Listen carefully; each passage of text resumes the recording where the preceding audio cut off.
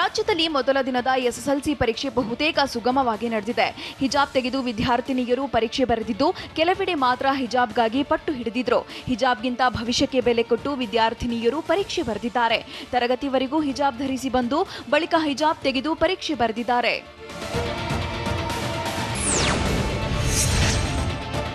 ವಿಜಯಪುರದಲ್ಲಿ 4 ತಿಂಗಳ ಹಸುಗೂಸಿನೊಂದಿಗೆ ತಾಯಿ ಎಸ್ಎಸ್ಎಲ್ಸಿ ಪರೀಕ್ಷೆ ಬರೆದಿದ್ದಾಳೆ.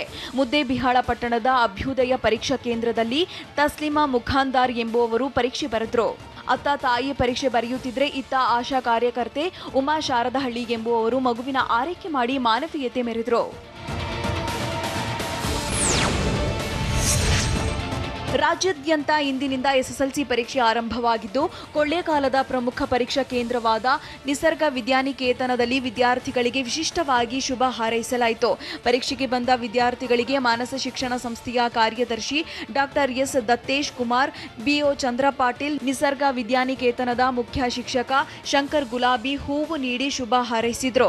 ಇದೇ ವೇಳೆ ಮಕ್ಕಳಿಗೆ ಕೊರೋನಾ ನಿಯಮ ಪಾಲಿಸುವಂತೆ ತಿಳಿ ಹೇಳಿ ಸ್ಯಾನಿಟೈಸರ್ ಹಾಕಲಾಯಿತು.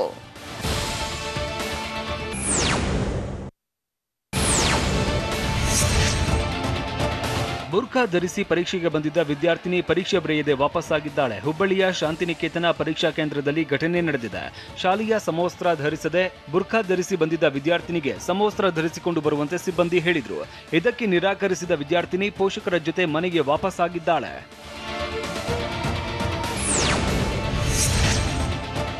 ಎಸ್ಎಸ್ಎಲ್ಸಿ ಪರೀಕ್ಷೆಯ ಮೊದಲ ದಿನವಾದ ಇಂದು ಮೈಸೂರಿನಲ್ಲಿ 39 ವಿದ್ಯಾರ್ಥಿನಿಯರು ಗೈರಾಗಿದ್ದರು. ಮುಸ್ಲಿಂ ವಿದ್ಯಾರ್ಥಿನಿಯರು ಎಸ್ಎಸ್ಎಲ್ಸಿ ಪರೀಕ್ಷೆಯನ್ನೇ ಬಹಿಷ್ಕರಿಸಿದ್ದಾರೆ. ಹಿಜಾಬ್ಗೆ ಅವಕಾಶ ನೀಡದ್ದಕ್ಕೆ ಪರೀಕ್ಷೆಗೆ ಬಹಿಷ್ಕಾರ ಹಾಕಿರುವ ಬಗ್ಗೆ ಟಿವಿ9ಗೆ ಶಿಕ್ಷಣ ಇಲಾಖೆಯ ಮೂಲಗಳಿಂದ ಮಾಹಿತಿ ಸಿಕ್ಕಿದೆ. ಬೆಂಗಳೂರಲ್ಲಿ ಹಿಜಾಬ್ ಧರಿಸಿ ಬಂದ ಪರೀಕ್ಷಾ ಮೇಲ್ವಿಚಾರಕಿಯನ್ನ ಸಸ್ಪೆಂಡ್ ಮಾಡಲಾಗಿದೆ. ರಾಜಾಜಿನಗರದ ಸಿದ್ಧಗಂಗಾ ಪರೀಕ್ಷಾ ಕೇಂದ್ರದಲ್ಲಿ ಘಟನೆ ನಡೆದಿದೆ. ರಾಜಾಜಿನಗರದ ಕೆಟಿಎಸ್ವಿ ಹೈಸ್ಕೂಲ್ ಶಿಕ್ಷಕಿ ನೂರ್ ಫಾತಿಮಾ ಪರೀಕ್ಷಾ ಕೊಠಡಿಗೆ ಹಿಜಾಬ್ ಧರಿಸಿ ಬಂದಿದ್ರು. ಹಿಜಾಬ್ ತೆಗೆಯುವಂತೆ ಸೂಚಿಸಿದ್ರು. ಕ್ಯಾರೆ ಎನ್ನದೆ ಹಿಜಾಬ್ ಆದೇಶ ಶಿಕ್ಷಕರಿಗೆ ಅನ್ವಯಿಸುವುದಿಲ್ಲ ಅಂತ ವಾದ ಮಾಡಿದ್ರು. ಹೀಗಾಗಿ ಪರೀಕ್ಷಾ ಕೆಲಸದಿಂದ ನೂರ್ ಫಾತಿಮಾರನ್ನ ಮುಖ್ಯ ಅಧೀಕ್ಷಕರು ವಜಾಗೊಳಿಸಿದ್ದಾರೆ.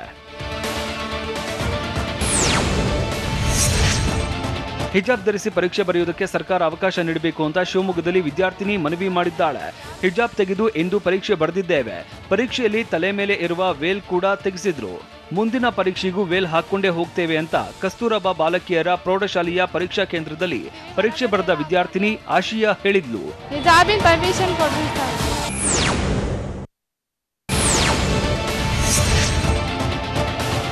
ರಾಜ್ಯಾದ್ಯಂತ ವ್ಯಾಪಾರ ನಿಷೇಧ ಕಿಚ್ಚು ಕಾಡ್ಗಿಚ್ಚಿನಂತೆ ವ್ಯಾಪಿಸುತ್ತಿದೆ. ಒಂದೊಂದೇ ಜಿಲ್ಲೆ ಹಳ್ಳಿಗಳಿಗೂ ನಿಷೇಧ ಸಮರ ಹಬ್ಬುತ್ತಿದೆ. ಕರಾವಳಿ ಮಲೆನಾಡಿನ ಬೆನ್ನಲ್ಲೇ ಉತ್ತರ ಕರ್ನಾಟಕಕ್ಕೂ ಕಿಚ್ಚು ಹಬ್ಬಿದೆ. ಮಂಗಳೂರು, ಉಡುಪಿ, ಶಿವಮೊಗ್ಗ, ಮಂಡ್ಯ, ಹಾಸನ ಬಳಿಕ ಇದೀಗ ಉತ್ತರ ಕರ್ನಾಟಕದಲ್ಲೂ ಮುಸ್ಲಿಂ ವ್ಯಾಪಾರಕ್ಕೆ ನಿಷೇಧ ಹೇರುವಂತೆ ಆಗ್ರಹ ಕೇಳಿಬಂದಿದೆ.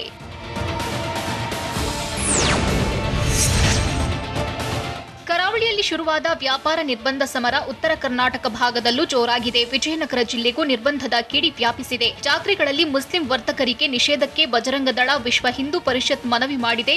ಮುಸ್ಲಿಂ ವ್ಯಾಪಾರಿಗಳನ್ನ ಜಾತ್ರೆಗಳಲ್ಲಿ ನಿಷೇಧಿಸುವಂತೆ ಜಿಲ್ಲಾಧಿಕಾರಿಗೆ ಮನವಿ ಸಲ್ಲಿಸಿದೆ. ಹಂಪಿ ಜಾತ್ರೆ, ವಡಕರಾಯನ ಜಾತ್ರೆ, ಸಣ್ಣಕ್ಕಿ ವೀರಭದ್ರೇಶ್ವರ ಸೇರಿ ಜಿಲ್ಲೆಯ ಎಲ್ಲಾ ಜಾತ್ರೆಗಳಲ್ಲಿ ನಿಷೇಧ ಹೇರಬೇಕು ಅಂತ ಮನವಿ ಮಾಡಿದೆ.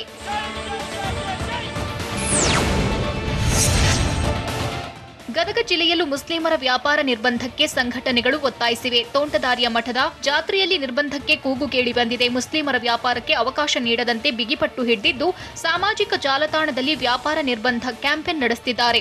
ಕ್ಯಾಂಪೇನ್ ಮೂಲಕ ಜಾತ್ರಾ ಕಮಿಟಿಗೆ ನಿರ್ಬಂಧ ಹೇರುವಂತೆ ಹಿಂದೂ ಸಂಘಟನೆಗಳು ಮನವಿ ಮಾಡಿವೆ.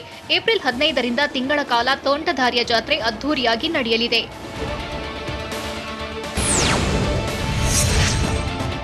ಹಾಸನದಲ್ಲಿ ವ್ಯಾಪಾರ ಧರ್ಮ ಸಮರ ತಾರಕಕ್ಕೇರಿದೆ. ವ್ಯಾಪಾರ ನಿಷೇಧ ಮನವಿ ವಿರುದ್ಧ ವರ್ತಕರು ಸಿಡಿದೆದ್ದಿದ್ದಾರೆ. ಬೇಲೂರಿನ ಜಾತ್ರೆಯಲ್ಲಿ ಮುಸ್ಲಿಂ ವ್ಯಾಪಾರಿಗಳನ್ನ ನಿರ್ಬಂಧ ಮಾಡುವಂತೆ ವಿಶ್ವ ಹಿಂದೂ ಪರಿಷತ್ ಮನವಿ ಮಾಡಿತ್ತು. ಇದೇ ತಿಂಗಳ 24ರಂದು ವಿಎಚ್ಪಿ ಮನವಿ ಸಲ್ಲಿಸಿತ್ತು. ಹೀಗಾಗಿ ಇಂದು ವಿಎಚ್ಪಿ ನಿಷೇಧ ಮನವಿ ವಿರುದ್ಧ ಪ್ರೊಟೆಸ್ಟ್ ಮಾಡಲಾಗಿದೆ.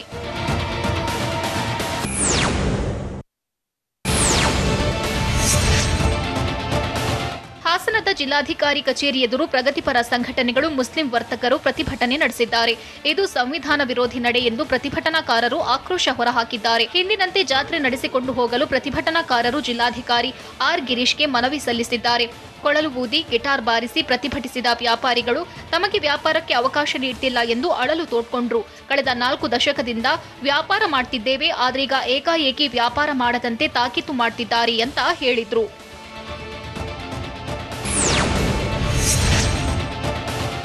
ಮುಸ್ಲಿಮರ ವ್ಯಾಪಾರ ಪರ ಬಿಜೆಪಿ ಶಾಸಕ ಅನಿಲ್ ಬೆನಕೆ ಧ್ವನಿ ಎತ್ತಿದ್ದಾರೆ. ದೇವಸ್ಥಾನ ವ್ಯಾಪ್ತಿಯಲ್ಲಿ ಮುಸ್ಲಿಮರಿಗೆ ನಿರ್ಬಂಧ ವಿಚಾರ ಮಾತನಾಡಿದ ಶಾಸಕ ಅನಿಲ್ ಬೆನಕೆ, ಜಾತ್ರೆಗಳಲ್ಲಿ ನಾವು ಮುಸ್ಲಿಮರಿಗೆ ನಿರ್ಬಂಧ ಹಾಕೋದಿಲ್ಲ ಅಂತ ಹೇಳಿದ್ದಾರೆ. ಅಲ್ಲದೆ ಜನ ನಿರ್ಬಂಧ ಹಾಕಿದ್ರೆ ನಾವು ಏನು ಹೇಳಲಾಗಲ್ಲ ಎಂದು ತಿಳಿಸಿದ್ದಾರೆ.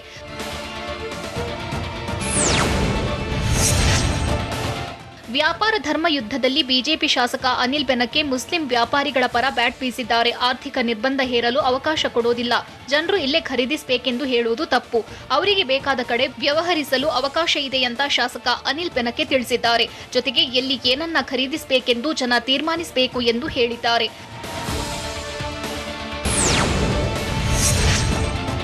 ಮುಸ್ಲಿಂ ವ್ಯಾಪಾರಿಗಳಿಗೆ ಎಲ್ಲಿಯೂ ಅಡ್ಡಿಪಡಿಸಬಾರದು ಅಂತ ಮಾಜಿ ಸಚಿವ ಎಚ್.ಡಿ. ರೇವಣ್ಣ ಆಕ್ರೋಶ ವ್ಯಕ್ತಪಡಿಸಿದ್ದಾರೆ.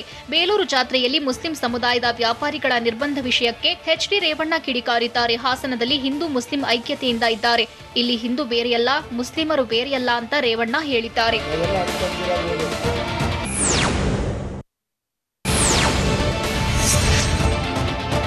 ಹಿಜಾಬ್ ವಿವಾದದ ಬೆನ್ನಲ್ಲೇ ರಾಜ್ಯದಲ್ಲಿ ಮತ್ತೊಂದು ಫೈಟ್ ಶುರುವಾಗಿದೆ.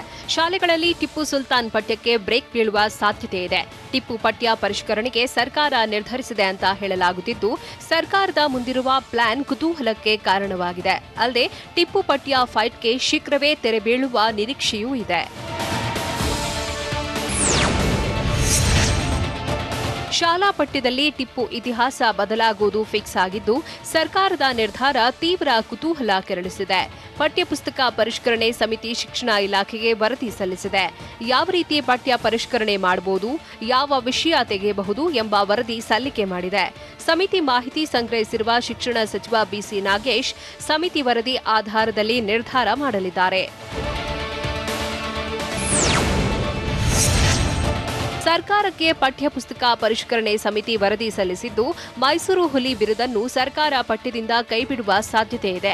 ಟಿಪ್ಪುಗೆ ಮೈಸೂರು ಹುಲಿ ಬಿರುದು ಕೊಟ್ಟವರ ಮಾಹಿತಿ ಪಠ್ಯದಲ್ಲಿ ಎಲ್ಲೂ ಇಲ್ಲ. ಸುಮ್ಮನೆ ಮೈಸೂರು ಹುಲಿ ಅಂತ ಮನಸ್ಸಿಗೆ ಬಂದಂತೆ ಟಿಪ್ಪು ಬಗ್ಗೆ ವೈಭವೀಕರಿಸಲಾಗಿದೆ. ಮುಖ್ಯವಾಗಿ ಟಿಪ್ಪು ಬಿರುದು ತೆಗೆಯಲು ವರದಿ ನೀಡಿದ್ದೇವೆ ಅಂತ ಟಿವಿ9ಗೆ ಪಠ್ಯ ಪರಿಷ್ಕರಣೆ ಸಮಿತಿ ಅಧ್ಯಕ್ಷ ರೋಹಿತ್ ಚಕ್ರತೀರ್ಥ ತಿಳಿಸಿದ್ದಾರೆ.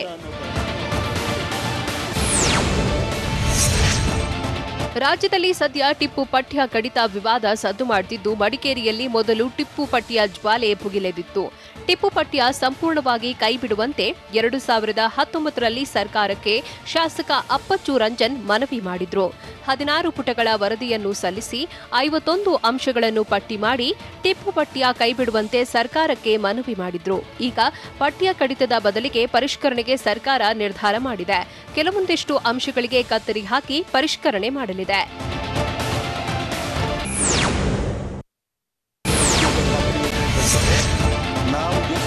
ಧ್ವಜ ವಿವಾದದ ಬಳಿಕ ಈಶ್ವರಪ್ಪಗೆ ಮತ್ತೊಂದು ಸಂಕಷ್ಟ ಎದುರಾಗಿದೆ. ಈಶ್ವರಪ್ಪ ವಿರುದ್ಧ 40% ಕಮಿಷನ್ ಸಮರವನ್ನ ಕೈ ನಾಯಕರು ಸಾರಿದ್ದು, ಸಚಿವರ ವಿರುದ್ಧ ಕಾಂಗ್ರೆಸ್ ಶಾಸಕ ಪ್ರಿಯಾಂಕ್ ಖರ್ಗೆ ಹರಿಹಾಯ್ದಿದ್ದಾರೆ. ಇಡೀ ರಾಜ್ಯ ಸರ್ಕಾರವೇ ಭ್ರಷ್ಟಾಚಾರದಲ್ಲಿ ಮುಳುಗಿದೆ. ಕಮಿಷನ್ ಬಗ್ಗೆ ಗುತ್ತಿಗೆದಾರರೇ ಪ್ರಧಾನಿಗೆ ಪತ್ರ ಬರೆದಿದ್ದಾರೆ. ಈ ಬಗ್ಗೆ ಕಲಾಪದಲ್ಲಿ ಚರ್ಚೆ ಆಗಬೇಕು ಅಂತ ಆಗ್ರಹಿಸಿದ್ದಾರೆ. ಕರ್ನಾಟಕದಲ್ಲಿ ಪಶ್ಚಿಮ ಬಂಗಾಳ ವಿಧಾನಸಭೆಯಲ್ಲಿ ಬಿಜೆಪಿ ಟಿಎಂಸಿ ಶಾಸಕರ ನಡುವೆ ತಳ್ಳಾಟ ಹೊಡೆದಾಟ ನಡೆದಿದೆ.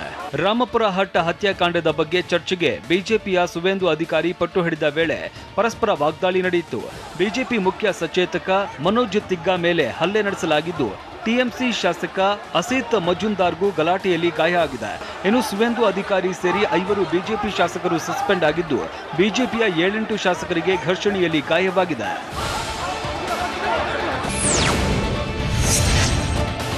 ಸಿದ್ಧಗಂಗಾ ಮಠದಲ್ಲಿ ಏಪ್ರಿಲ್ 1ರಂದು ಶಿವಕುಮಾರ ಶ್ರೀಗಳ ಜನ್ಮ ದಿನಾಚರಣೆ ಏರ್ಪಡಿಸಲಾಗಿದೆ ಅಂತ ಸಿದ್ಧಲಿಂಗ ಶ್ರೀಗಳು ತಿಳಿಸಿದ್ರು.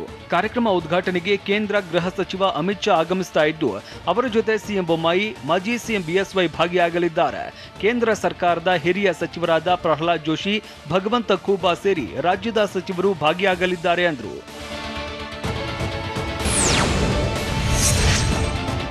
ಶಿವಕುಮಾರ ಶ್ರೀಗಳ ಜನ್ಮ ದಿನಾಚರಣೆ ತುಮಕೂರಿನ ಸಿದ್ಧಗಂಗಾ ಮಠದಲ್ಲಿ ನಡೆಯಲಿರುವ ಕಾರ್ಯಕ್ರಮದಲ್ಲಿ ರಾಹುಲ್ ಗಾಂಧಿ ಭಾಗವಹಿಸಲಿದ್ದಾರೆ. ಮಾರ್ಚ್ 31ರಂದು ಬೆಂಗಳೂರಿಗೆ ಬರಲಿರುವ ರಾಹುಲ್ ರಸ್ತೆ ಮೂಲಕ ತುಮಕೂರಿಗೆ ತೆರಳಲಿದ್ದಾರೆ. ಏಪ್ರಿಲ್ 1ರಂದು ತುಮಕೂರಿಗೆ ಅಮಿತ್ ಶಾ ಆಗಮನ ಹಿನ್ನೆಲೆ ಹಿಂದಿನ ದಿನವೇ ಆಗಮಿಸುವಂತೆ ಸಿದ್ದರಾಮಯ್ಯ ಸಲಹೆ ನೀಡಿದ್ದಾರೆ.